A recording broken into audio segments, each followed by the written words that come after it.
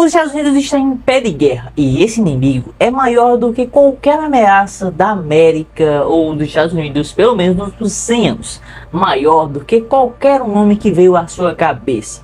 Maior do que Xi Jinping e muito maior do que Vladimir Putin. Porque não estamos falando apenas de uma potência querendo dominar algum território, mas de uma dívida impagável que pode trazer como uma das suas principais consequências o fim da hegemonia americana. E eu sei que muita gente costuma duvidar do fim de um paradigma, mas como o Império Romano já caiu lá atrás, como a sociedade acaba querendo ou não se reinventando, não podemos duvidar de nada.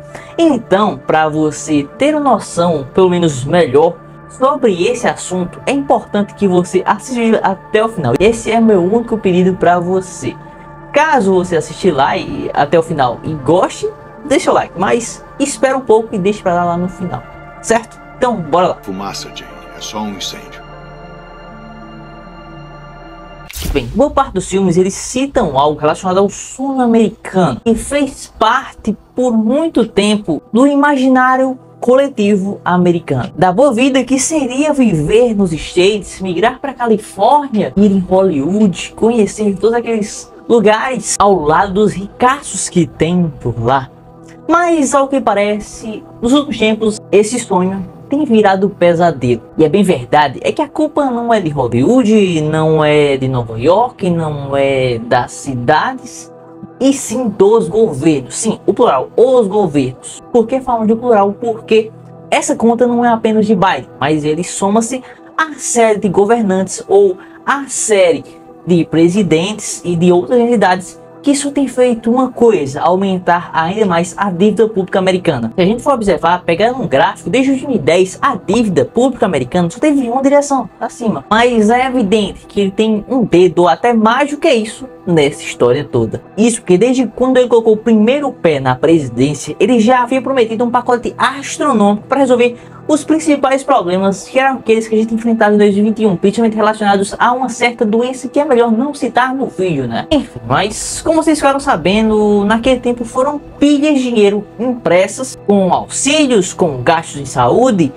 o que de fato a gente pode dizer que ajudou em boa parte, com mais pessoas vacinadas, com o número de casos caindo abruptamente e uma recuperação que se deu ali gradativamente. E assim acabamos vencendo o Voldemort dos tempos modernos. Mas em contrapartida, todo esse esforço, esse gasto absurdo, causou onda inflacionária, como aqui no Brasil, como na Europa e claramente como também nos Estados Unidos. E inclusive há décadas o americano médio não lidava com os preços aumentando tanto, algo que vamos dizer que a gente está bem mais acostumados por aqui. Para contornar isso, várias medidas têm sido tomadas desde esse tempo. Os juros por lá estão de 5,5%, um patamar que é bem elevado se considerarmos o histórico deles. Bom, então daí você pensa, depois deu tudo certo e o país foi se ajeitando, né? E eu te respondo que não, porque principalmente o que se prega de política econômica do governo Biden é de investimentos, de mais gastos para poder impulsionar a economia local. E por isso foram pilhas de dinheiro gasto, investimentos em setores, vamos dizer assim, estratégicos, como tecnologia, obras públicas e energia. O que, querendo ou não, trouxe um certo resultado. O que vemos nos últimos meses são geração de empregos absurda, sem contar um crescimento em média. Só que muita gente, pelo menos que lê jornal ou assiste televisão todos os dias, não está se atentando a um fato, a um elefante que está bem no meio da sala da Casa Branca. Porque falamos de uma continha que dá para fazer até da sua casa. Porque a cada 100 dias pode acrescentar mais 1 trilhão na dívida americana. A cada dia esse número só aumenta. No ano passado o valor inclusive estourou o teto da dívida. E por dias o governo ficou de mãos atadas, porque para ter esse prazo final, o governo praticamente ficaria sem dinheiro. Então ele não poderia pagar coisas básicas, como funcionários, como segurança, com planos de saúde, com previdência, e tudo isso que muitas vezes são básicos, o governo ficaria sem dinheiro a bancar nada. E para sorte também, pelo menos para a sobrevivência dos Estados Unidos, eles conseguiram contornar essa situação com um acordo efetuado entre os republicanos e os democratas, que acabaram suspendendo o teto de gastos até 2026. O que evidentemente não significa que o problema deixou de existir. Ele está ali, só que todo mundo tapou o olho para ele e vai ver esse problema crescer e crescer até falarmos novamente sobre ele.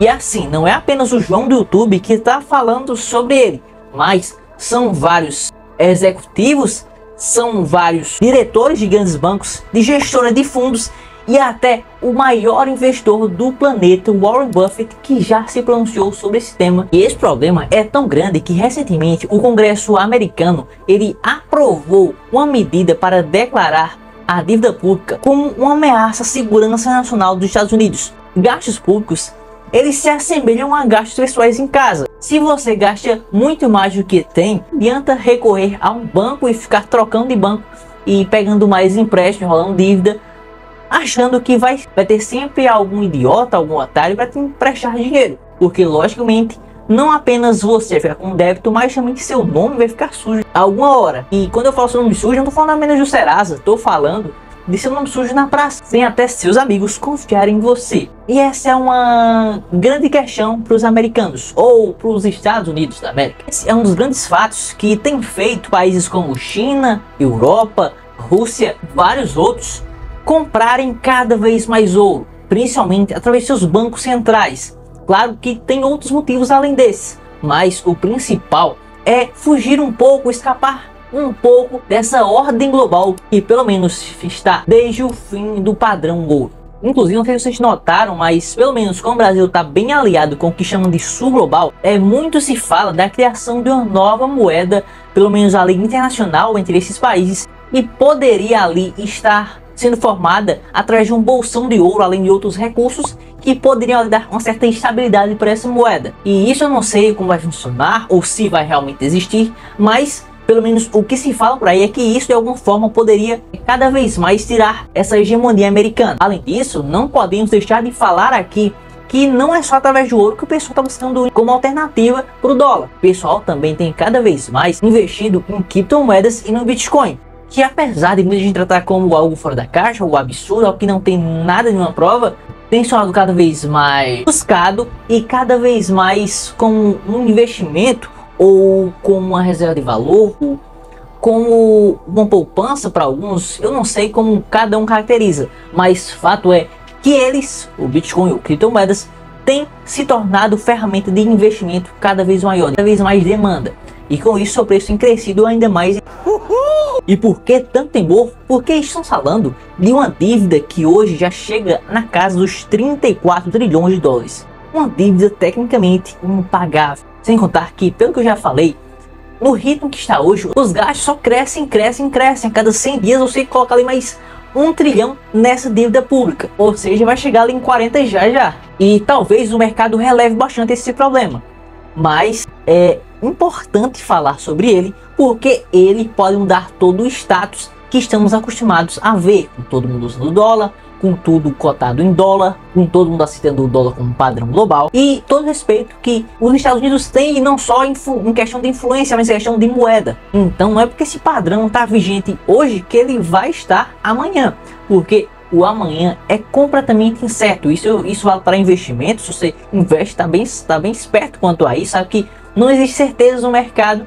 E também a gente não pode acreditar 100% que vai se manter, que os Estados Unidos vão se manter assim para sempre, e que o dólar vai se manter estável, mais ou menos, para sempre. Porque, como já falei anteriormente, impérios também caem. Foi na antiguidade o egípcio, foram os romanos, foram o Império Bizantino, foi o Império Mongol e vários outros que certamente duraram anos, duraram décadas, duraram séculos, só que uma hora, por N motivos, eles acabaram se extinguindo. E se você está se perguntando quais seriam os efeitos imediatos ou a longo prazo de uma crise como essa de dívida, seriam mais ou menos o que muito país grande não está acostumado, que é inflação, juro lá em cima, falta de confiança nos investidores, crises internas e externas, e não podemos descartar nada. Mas calma, que esse é um problema que não é para agora, não é amanhã que às vezes vai acabar simplesmente. A não ser que você esteja vendo esse vídeo no futuro, né? Enfim.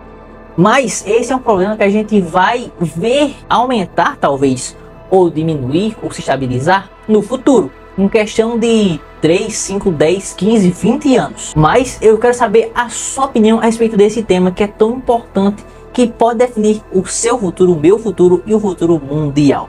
Os Estados Unidos vai deixar de ser a potência de hoje em dia?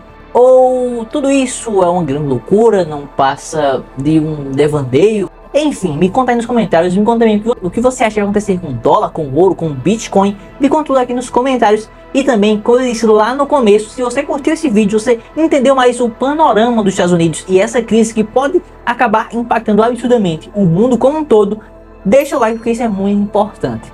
Ademais, caso você curta esses assuntos mais relacionados à economia, a dinheiro, a investimentos, eu tenho que pedir para você se inscreva no canal para continuar sempre aqui comigo todas as semanas. Eu sei que eu faltei aí durante algumas semanas, não fui bem consistente, mas eu busco voltar a dar o meu melhor por aqui. E é isso. Te agradeço por ter visto esse vídeo até agora e até a próxima.